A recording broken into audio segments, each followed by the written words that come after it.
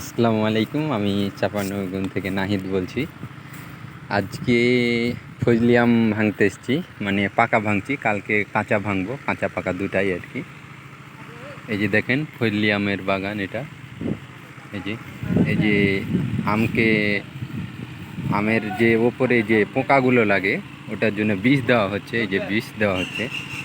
এই যে আপনাদের আম সম্পর্কে কিছু বলি, কোন আমটা ভালো।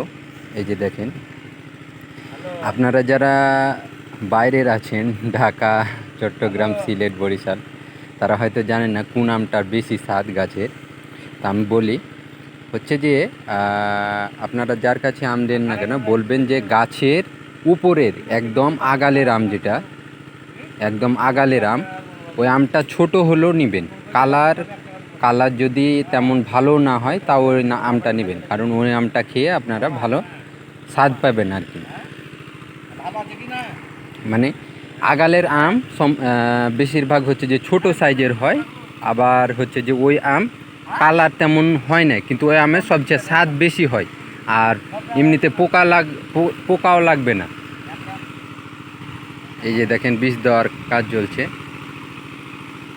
মানে ক্ষীরসাপাত বলেন, ফজলি বলেন, ন্যাংড়া বলেন, সব আম হচ্ছে যে গাছের, মানে যেটা একদম উঁচু যেটা বলে, ওপরের আম নিতে চাইবেন। মানে আপনাদের যদি পরিচিত কারো থাকে তাদেরকে বলবেন যে গাছের ওপরের আমটা আমাদের চাই আর কি।